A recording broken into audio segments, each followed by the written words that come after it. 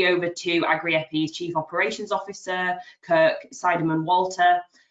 Kirk has an extensive career ranging from work in central government to social enterprise and innovation companies. He's worked from audit to board level in the private, public and charity sectors all around the world, and has held posts with the Ministry of Justice, BEIS, the Home Office and the Foreign and Commonwealth Office.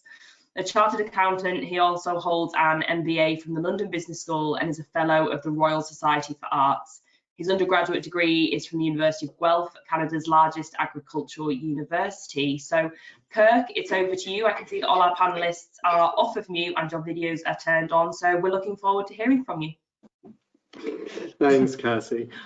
Just wanted to echo Helen's comments as well. I am really looking forward to meeting some people in real time for a change. As we have colleagues such as John and Cassie, all of us in the Northeast, and we're not yet able to meet. Sophie Alexander in the previous session raised the issue of finance, that it's a key challenge. And it's one which we are looking at as an enabling organization. Agri-EPI is looking at how it can work more effectively within finance and all of those things in the financial sector, and what we can do to support in all of this, especially in relation to ag technology and all those things. So we are pleased to have with us Dr. Andrew Francis, the Chief Economist, Economic Advisor with the NFU. We also have our very own John Grealish, who is our Senior Investment Partner from Agri-EPI, Transforming Food Production Innovation Lead, Chris Danks, who has been working very hard in this area to enable that to happen, and also Carl Woodward, who's back again from this morning. Gentlemen, can I just ask you to spend about 30 seconds, a minute introducing yourselves and your background for everyone, and then we'll just sort of move into the panel discussion, if that's all right. So I'm going to go with Chris, who happens to be on the left of my monitor, and I'm hoping it's the same for everyone. Thanks, Kirk. I'm Chris Danks. I am with the Transforming Food Production team, which is part of the Industrial Strategy. We're a £90 million fund supporting transforming food production, particularly with a focus on improving agricultural productivity using data and precision, but also focusing on working towards net zero by 2030. My background is plant diagnostics. I ran a company. So I've been involved with raising funding and a company myself, and was with the KTM for 5 years, particularly focusing on the Agri-Tech Innovation Showcase. So really this idea of helping companies to identify their needs for investment and how we can support that. And I'm sure I'll cover that a bit more over the next few minutes. Brilliant, thanks, Chris. Andrew. Thank you. Andrew Francis. I'm from the NFU. I joined the NFU in 2012, working in the sugar beet sector. My background is I'm a chartered accountant and used to be a capital investment accountant before joining the NFU. I then moved to be the Chief Economic Advisor in 2016, working on policy, particularly around productivity and the future policy landscape of what may come in the future. I also do some work with the RDPE program and what the replacement for those funding streams are going to be. Brilliant, thank you. John, over to you, and I'm going to try and get our sign in while I'm mucking about here. Thanks, Kirk. So John Grealish, as Kirk mentioned, I'm the investment advisor with the Agri-EPI team, where my role really is around leading our engagement with the investment community. So that can be in the specific case where there's an SME, a startup that's looking for funding, helping direct them to the right conversations and preparing those conversations appropriately, but also I think engaging directly with the investment community to make sure that they are aware of everything that we at Agri-EPI can do, the sorts of insights we can bring to support their investment activity. Because as I think I might get on to later as the discussion progresses, one of the challenges in this area is that a great deal of investors are generalist teams who don't have a specific depth of knowledge within the agricultural sector, and historically that has held quite a lot of them back from involving themselves in the sector. So I think for us, there's a role in helping to fly the flag for ag tech as an exciting and compelling investment opportunity. My background is entirely within the investment world. So I've worked as an investor and an advisor to a variety of private equity and venture capital funds. Brilliant, thank you. Carl, over to you. Yes, good morning again. Carl Woodward. I'm the Area Director for Lloyds Agriculture, heading up the region of Wales and the borders. I also lead for Lloyds Agriculture nationally on sustainability. Fantastic, and we heard from you earlier this morning as well, so thank you for coming back again. We are seeing that there's a large change within Europe due to common agriculture policy changes and Brexit and all of those things. I thought we'd start though with how we can better support a productive and prosperous agricultural sector and what that looks like from a finance community perspective. Carl, could I just hand over to you to give us some of your thoughts in that area? Yeah, what we're doing with our farm and estate clients is continuing to work closely with them to make sure that we understand what their plans are, and through events like this, through our own continuing professional development and work with other professionals. As bankers, we like to think we're experts in finance, but the analogy we use is a bit like being a GP for so many other areas. We heard earlier about how fragmented sort of farm businesses are, and as bankers, just within sort of our business nationally, we'll have 700 conversations each week with our farms, and we hear about the best practice, we hear about opportunities, and it's making sure that we share those insights that we pick up as bankers to support our farm clients to be sustainable both in a financial and environmental sense, and one goes hand in hand with the other.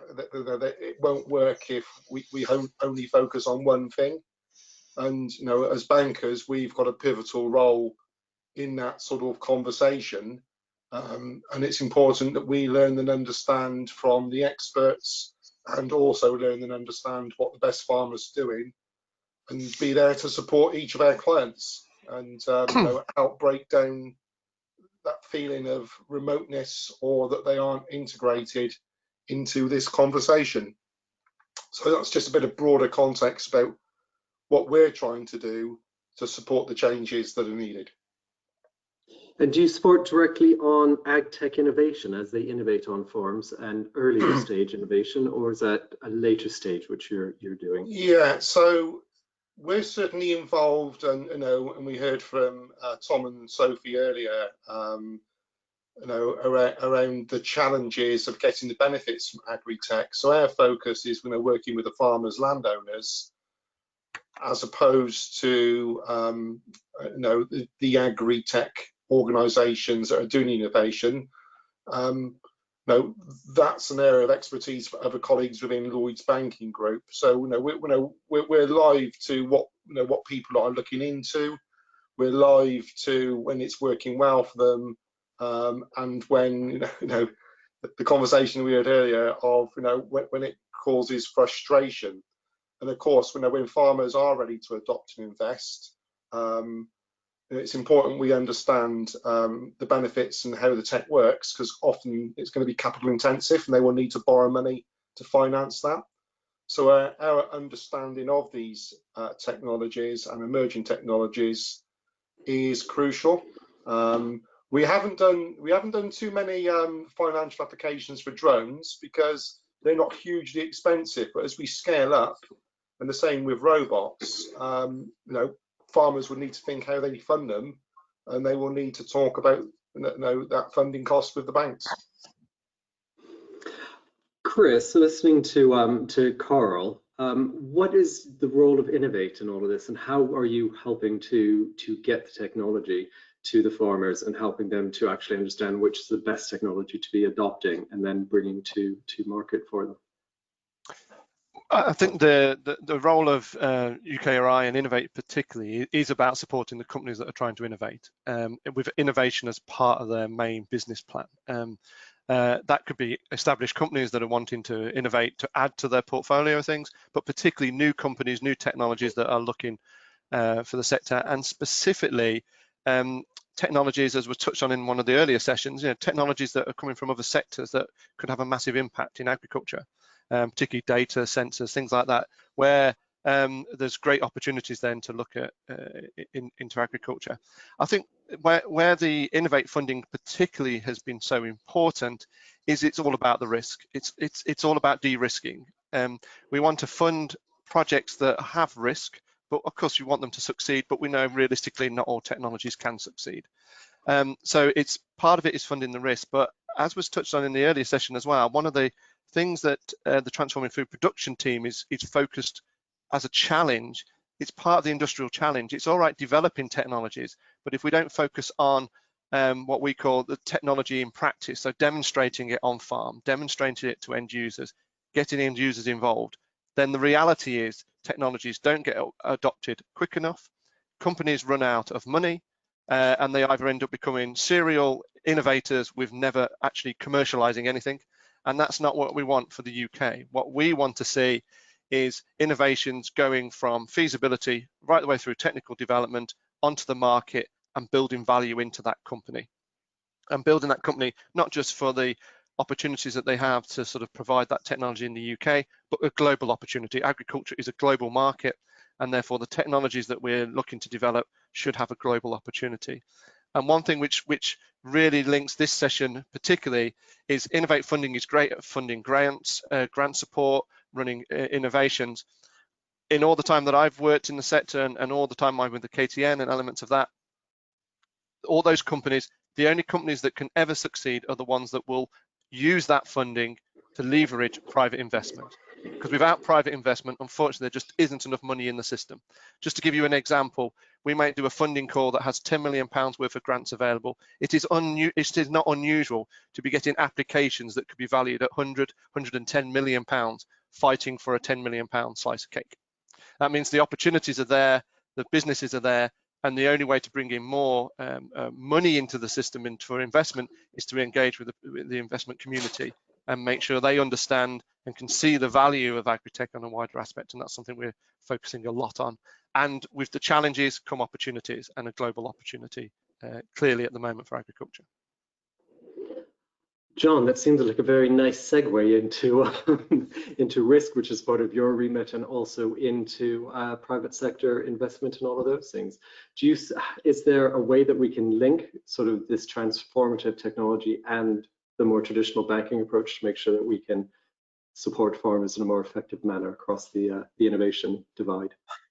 Yeah, I think it's fascinating actually. The discussions this morning I think have actually touched upon some of the critical elements of the way investors think about these sorts of businesses and their technologies. I think if you talk to the investment community, these are smart guys. They get the fact that there are these major disruptions in the agricultural sector. They understand the pressures of climate change, of population growth, of food security, all of these things. So they, on a macro level, they get the attractiveness of ag tech as a sector.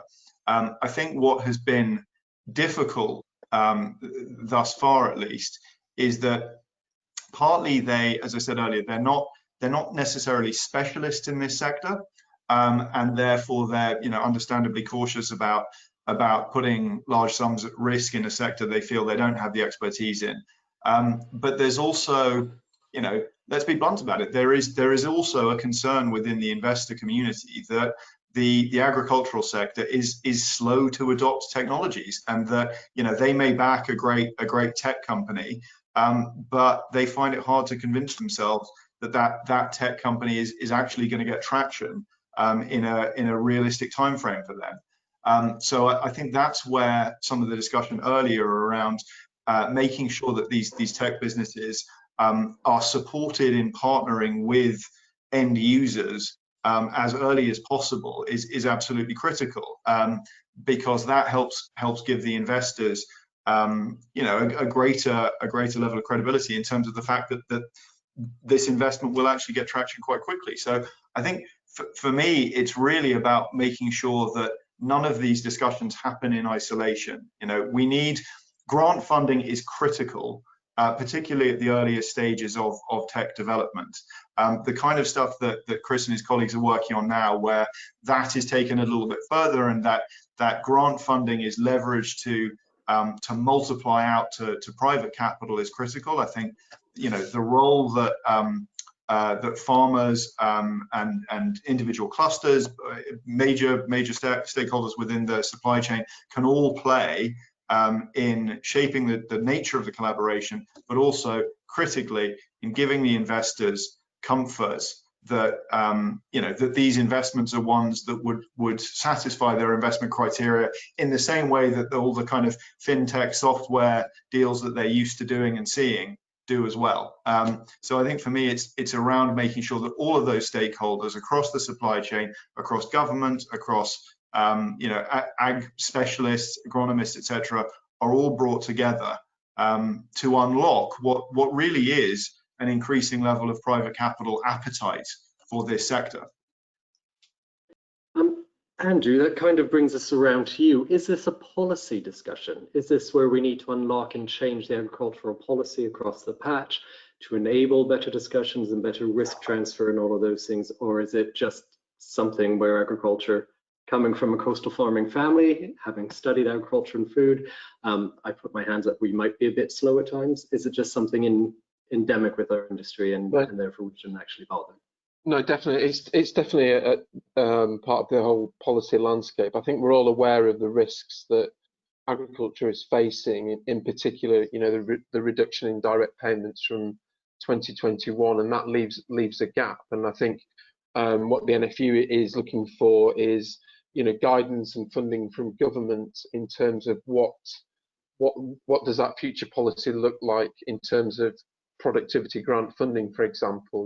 We have the RDPE scheme at the moment. We would be looking for something probably similar that supports innovation, like small grants, large grants. Then we have the proposed Shared Prosperity Fund, which replaces the EU structural funds, and that there's some funding in there at the minute, LEADER and the growth programme, which support farm diversification. And I think we would be looking for what is that replacement going to be. And I think we also have to remember as well that productivity, farms need to be profitable. It's a business, they need to be profitable, and also linking productivity into environmental gains as well. So trying to how do we have both at the same time, improving productivity on farm, and also realizing those ideas around net zero, better use of water, better use of inputs, and so on. So how do we make that happen? Because we are looking at the EL, the Environmental Land Management Program, which seeks to do some of that. It seeks to increase productivity and all of those things. How do we start to tie this up? And how do we leverage all the power that we have within financial services currently and start to motivate and bring all of those technical changes to the farming community? I'm kind of looking at Chris to start with, if that's all right, before moving on.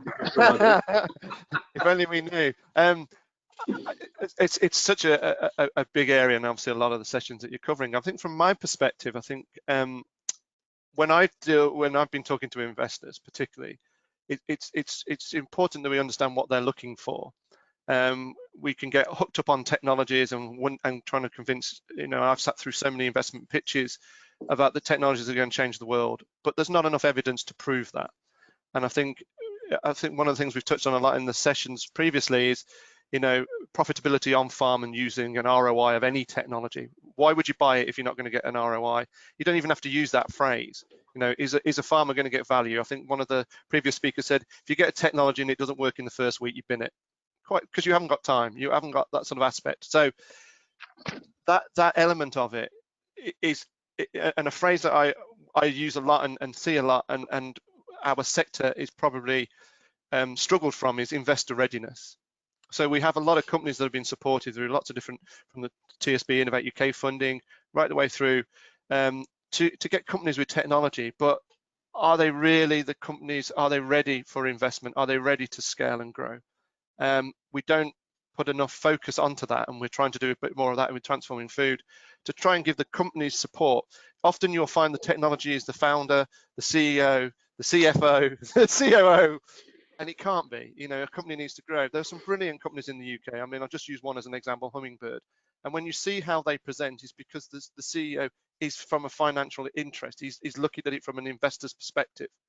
And we have to realize that there are so many other challenges from environmental impact and all those, but fundamentally, an investor is looking to put money in because they want to exit and make money. And if you can address that simple question, which is not easy to do, but that's the, you know, the fundamental of it, then the questions that go into that is, well, then you've got, if you can't prove to them that you've got farmer adoption and the farmer's going to make it, they're not going to buy it, so therefore you're not going to sell anything. So if you look at it in a simplistic terms, and if you if you watch Dragon's Den one episode of, you just see it repeated over and over again. And as a sector, we haven't been focusing on that. We've been focusing on the technology. I think the lady in the earlier session also said, you know, making technology that we don't need isn't useful. It has to be fit for purpose. It has to add value. And so one of the scheme that John alluded to, what we're trying to do in the Transforming Food is to launch a grant funding competition where the grant is there to support the technology development, but you only get it successfully, can be awarded it if you have a successful application and you align it with private investment at the same time. And why that's important is the investors will be investing in the company, allowing the company to scale and grow, to recognize things like C-level talent requirement and capital facilities, things that public grants can't support. It can't be used that, but the public grant can support the development of the R&D and the team that's doing that, and the use of capital or the consumables, the materials, the sort of collaboration, subcontracting to do that. So what we're doing is a scheme where you apply for a grant, and that grant can have a total project of between 1 and 3 million. And you'll get up to, under current state aid rules as they stand at the moment, so an SME would get 45% of that. So, you know, let's say a £1 million project, they would then get £450,000 of that as a grant. And what they'd have to do is double that as a minimum from an investment community. So they're looking to then raise 900,000 or more. So we're calling it a Series A investment partnership. So the money from the investment community is twice the level of the grant, and probably significantly more than twice the level of the grant. But it's to support that late stage sort of development to get it into the market. And so you can build a company to scale and get ready to sort of hit the market as that technology is maturing. What we often have, and one of the criticisms I've heard from out my time, I've been involved in funding and applying for funding, is continuity. You know, we'll have a funding opportunity, you get to apply it, we don't know when the follow-on funding is. And the only guaranteed follow-on funding in reality is private investment, because that's always there, it's available. And what it's so important, what we need to do is align the grants so that it is leveraging private investment and convincing and de-risking enough for a wider investment community to get involved in agri-tech. Okay. Something you said a little bit earlier on in your response was around farmer uptake and all of those things. Carl, you're from the more traditional banking when it comes to farm, and I realize you said earlier that you have an investment and tech side for the Lloyds as well. How do we work to ensure that for those more established farms that they are willing to take up this technology? What needs to happen for those early stage startups and those innovation companies which are trying to get that leverage to bring that stuff to market? There seems to be a bit of a gap there. Is it a funding gap after Series A, Series B, where banks aren't willing to capitalize and there's support on that adoption, or is it just a general market irregularity with farmers in the agricultural industry? Yeah, this can be a challenging subject. You know, the traditional bank finance isn't really appropriate. So, you know, for the more, you know, innovative sort of new technologies, it's more for when sort of things are scaled up and the products are, you know, the products and the tech, you know, are being sold by the developers. and again, the banks will do due diligence. And just a case in point on renewables, just to illustrate it, ground source heat pump technology for renewables, isn't new. It was more established in Europe before it came into the UK. But have we got significant uptake across the sectors where it adds value to farm operations, as well as sort of the energy benefits and the potential returns from the government schemes? Not yet. And even within something like renewable energy and ground source heat pumps, there's more take up of smaller scale units, but for some farms, the bigger units can give that valuable return on capital, help with the environmental benefits, and it ticks the sweet spot for for future profits, as well as the environmental benefits. And you can apply that lens to so many different forms of technology and kit, some of which aren't hugely expensive. You could be looking at tens of thousands of pounds rather than hundreds or thousands or millions. And for us, it's around sort of collaboration and shining the light on success stories. We all like to hear a success story. Equally, if there are learning when things haven't quite go wrong, it's important we share those stories as well. All banks, Lloyds and all the banks, they're well capitalised. There's plenty of money to lend to businesses, but it's got to be for the right project. And of course, we're at a really unusual time of low interest rates. There's lots of mood music at the moment. Will base rate go negative like it has in other countries across the world? So the banks are well capitalised and want to lend to businesses. Interest rates are low, but we've talked on risks. If a farmer is going to invest in technology, it's they want to be confident it's successful, and the banks want to be confident it's going to be successful. Yeah, sorry, Kirk, if I may, just to reiterate, I think this is a really important point. Sometimes when people talk about, the capital availability for innovative startups, the conversation moves towards the banks, and frankly, that's just not. It's not really a fair charge. That's not their business model. The reason why founders are willing to give up big chunks of the ownership of their businesses, and the reason they have to do that to private investors, is because it is extremely high risk. A bank's economic model is about lending money that they expect to get back with a modest rate of return from the interest. The reason that startups can't raise the money they need to expand from banks normally, there can in certain very specific circumstances around a particular asset perhaps, but the reason they can't do it is that that's just not the business model of banks, and it never will be. It has to come from equity investments. Where I think there is definitely room for improvement, if you like, in the startup universe, is it's not just around understanding the on-farm needs of their ultimate customers, although that is critical, as we've heard, but they also, I think, there's room for them to get a bit smarter about understanding how their customer will ultimately pay for it, and understanding therefore that they, as the provider of a service or a product, need to be able to help their ultimate customers understand how to finance it. And that involves those startups talking to the banks, understanding the way they think about lending, the kinds of diligence processes they go through, et cetera, because that makes it fundamentally easier for them to sell their product. Andrew, you wanted to come in? Yeah, just to make a very, very quick point. We know that ELMS is going to be coming in 2024, and potentially there might be something to help farmers before that. And I think the key message is, I think we're all aware at the minute that the government coffers are dry. There is not much money to go around with the impact of COVID-19. Is that we need to have a return on investment of public money for public goods. That there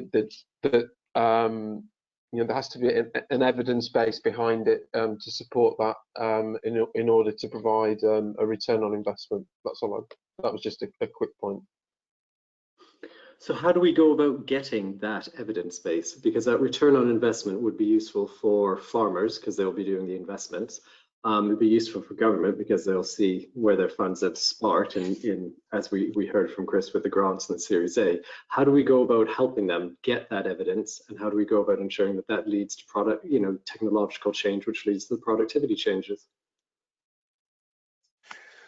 I think we're trying to do that as an example in a series of funding calls we did earlier, end of last year, called Science and Technology into Practice. And this had feasibility and demonstration projects. And these large demonstration projects were funded on the basis that part of the delivery of their project is to show knowledge transfer. So they have to have a work package that engages in a wider community. So they had to have partners involved in the project that was focused on that knowledge transfer.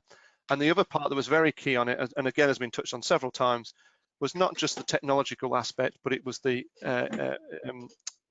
economical aspect. How does it save money? Being realistic, not as a sales pitch. It's going to be something that's under scrutiny. So again, making sure that the cost and the way that the technology is deployed has true financial benefits. That was touched on, I think, Tom, right at the very beginning when he talked about controlled environment or vertical grown, whatever you want to call it. That entire sector is only evolving because the companies that are involved in that, are focused on that, have realized that it uses energy, it uses money to grow. And if you don't get the economics right, you end up growing a lettuce that costs £20 each, which is not viable, obviously.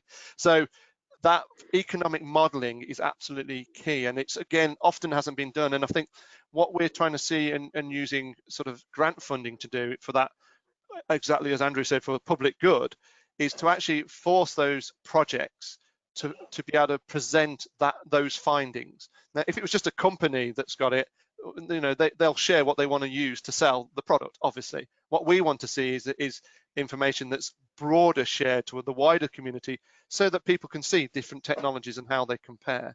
And we do see that as a role of sort of Innovate funding that allows us, by funding, using public money to fund it, we can then share the outputs from that to a wider community on, not sharing commercial secrets, obviously, but sharing the sort of impact. I think that's why things like Agri-EPI satellite farms and things like that, where you can see a technology being deployed and you can look at the overall impacts on that. And I think that's really important. And I think just last thing I wanted to mention, which is an area that we're focused on. UKRI focuses a lot on EDI, so that's an area, when we're talking about that. But one of the other sort of aspect that we keep coming back to is the social science elements of the technology. So we will talk about the economical benefits and elements of that. But if there is a resistance to adopt, let's take robotics as a good example. There are clearly challenges to get robotic technologies adopted on farm because of the social impact that has, the way that farms are structured, the farm management is structured. And we can't ignore those aspects. And again, that's another important use of grant funding and government funding, which a company would struggle to do, is to get involved in the supply chain and seeing what impacts social science has, right? Because at the end of the day, all food gets bought by consumers. So you have to address all those issues to make it fit for purpose, which makes our sector so complicated compared to other sectors. But if we don't look at all those different elements, the social science, the supply chain, considerations of the consumer, then whatever technology we deliver will not be fit for purpose. And if they're not fit for purpose, they won't be able to raise investment, etc., etc. So we have to be holistic when we look at that. We can't just pigeonhole, and particularly can't just pigeonhole the technology, and the technology will fix it, because it's always a much bigger problem than that. Excellent. I am getting a gentle cattle prodding from Cassie to move us on. So we also have at the current point in time both Brexit and COVID. And Chris, you had talked about modelling, and sure, modelling is done correctly. Andrew, could I just ask you, how do we need to start to look and model and think about the changes based on both Brexit and COVID to ag technology and its uptake in the UK? So it's a really good question. I think Brexit poses lots of opportunities, but it also poses lots of risks, particularly if we have a no deal. I mean, I've written the tariffs down potentially if we have a no deal, which effectively could send farmers out of business. 48% tariff on lamb. We export the vast majority, 30% of our lamb goes to the EU. If you put a tariff on that, then that's prohibitive. And where does that leave farmers in terms of profitability and the ability to invest? I think in terms of COVID, I think one thing that has been highlighted by COVID is the lack of broadband and mobile infrastructure in the rural landscape, and that itself is a barrier to business development. It's a barrier to productivity, and that's something that certainly that we're calling on, is for better connectivity, not just for businesses, but for the whole aspect of social isolation. And then again, on COVID, we've seen massive disruption to the food service industry, particularly with dairy and livestock. We know that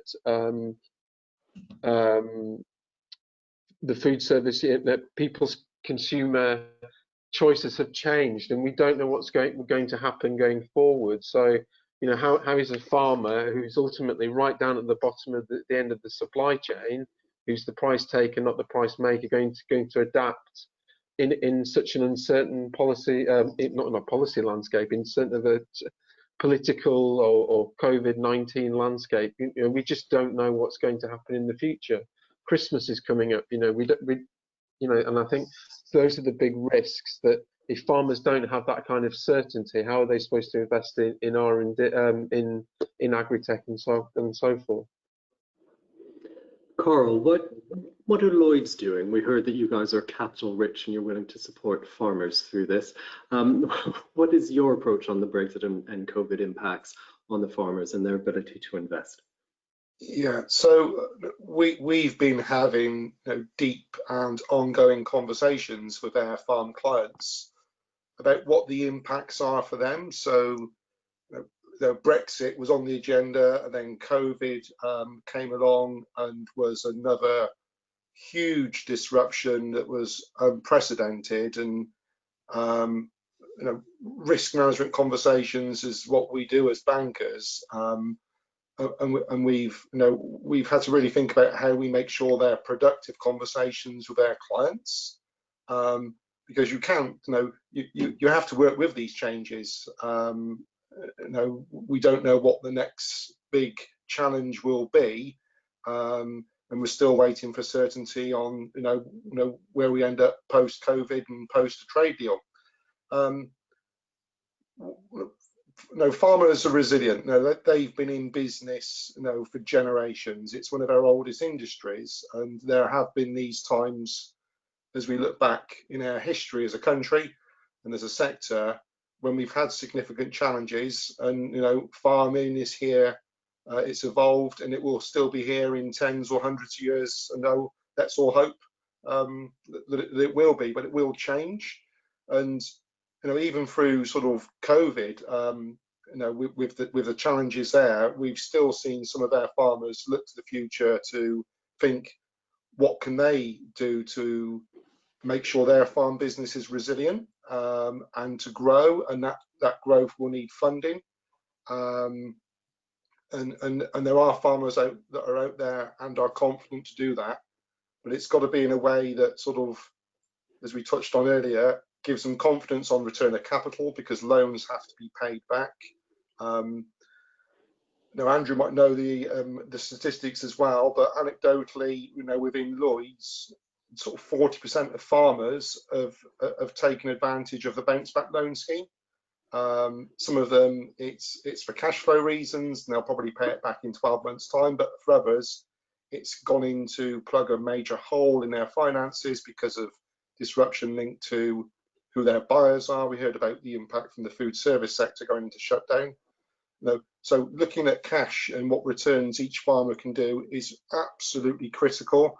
And just as an example on dairy, we've seen an uptake in farmers looking at direct sales of milk. Now, you've got to be close to population density for that to work. If you're a remote Welsh farmer, you haven't got too many options. But if you're close to a large town, you certainly have got options, and digital payment facilities linked to that.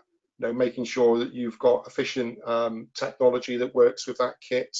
So with all of these challenges, whether it be Brexit and trade deals and COVID, some farmers are finding opportunities to grow, and we're finding opportunities to lend to them to back that growth.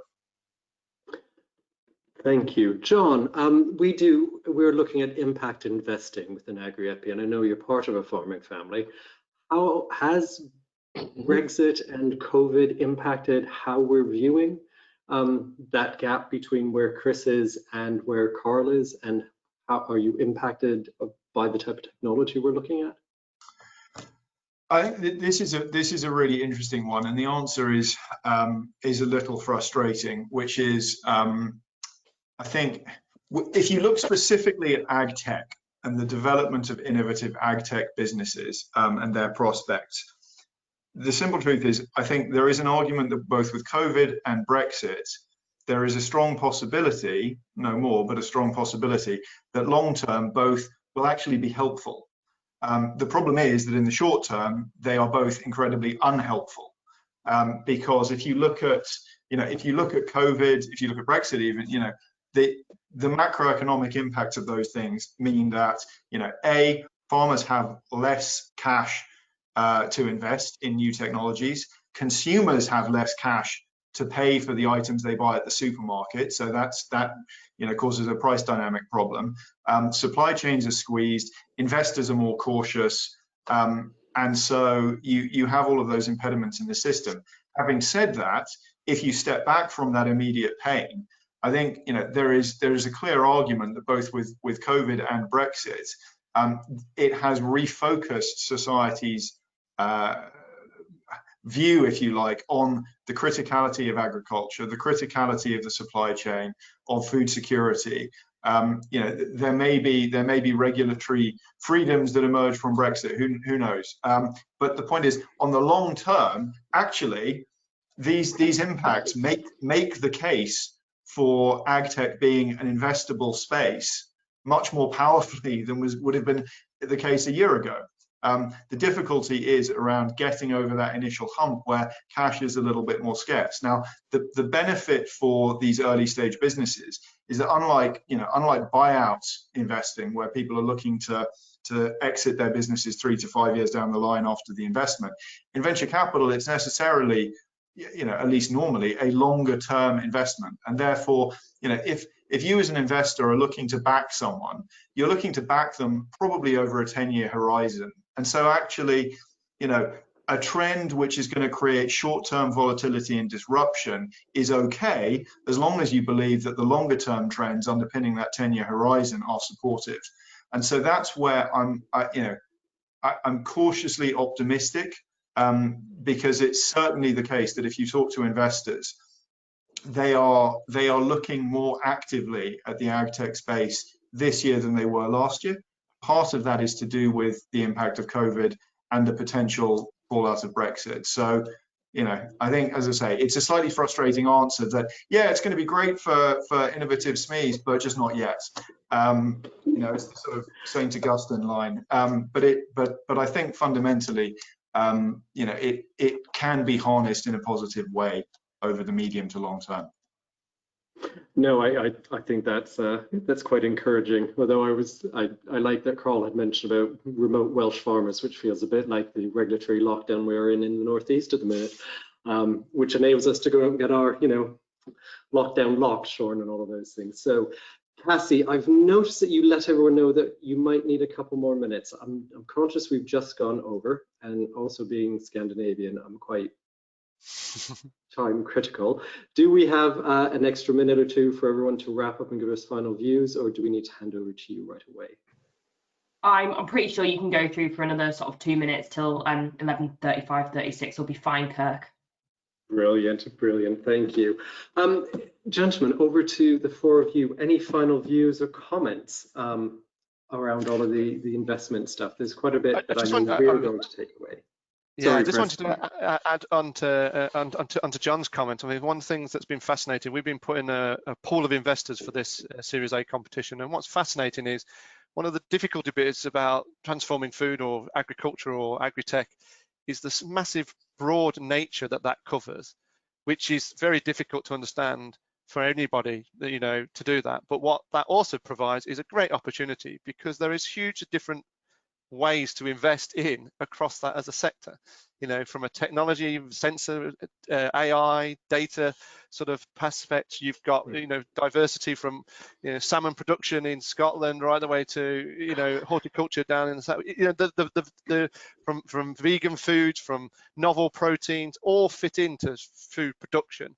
So its scale and its diversity is always a challenge, but actually it's a real opportunity, because it gets all different types of investors, particularly as has been touched on the environmental impact and the environment itself, so investors doing that. The last thing I wanted to say was a plug. So if there's SMEs on the call, the competition will open towards the end of October and go live at the beginning of November.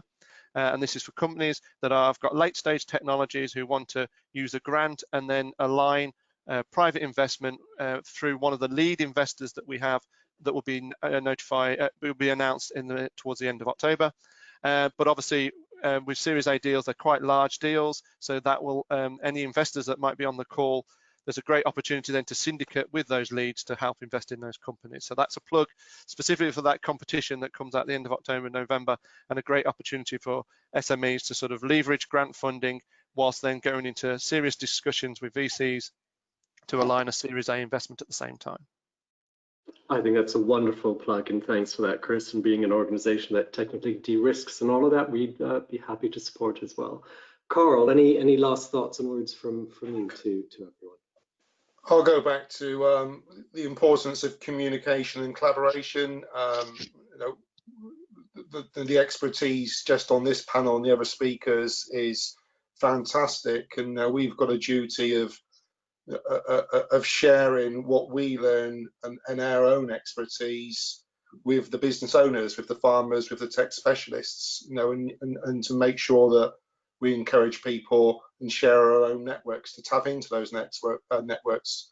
You know, that will help us, you know, embrace all these opportunities. Brilliant, thank you. Andrew, any last thoughts from you before I hand over to John for his? Just a quick one, going back to the policy landscape. I think we need a clear signal from government about what that future policy landscape is going to look like, in order to give farmers the certainty and the confidence in order for them to be able to invest in new technology and, you know, have the confidence in which to do so. Brilliant. John, last word over to you. I see Cassie is eagerly cow-prodding me off. Very, very brief. What Chris said. I think it's a fantastic program, and you know, it has the capacity, I think, to make a real impact in the investment activity in this space. So, you know, what he said. Thanks, John. Gentlemen, thank you very much for all of it. Everybody out there, thank you for participating, and do get in touch with all of us and with each other, because it is very important to support through the ag tech development phase. Cassie, over to you. Thank you very much, Kirk, and thank you to all of our second panel panelists as well. Great to have more and more insight and expertise today. So thank you so much. We are moving on now to our final panel session of the morning, entitled Agri-Tech's Role in the Agri-Food Supply Chain, Retailer, Processor and Consumer Perspectives. This session is going to be facilitated by Agri-EPI's Business Development Director, Lisa Williams. So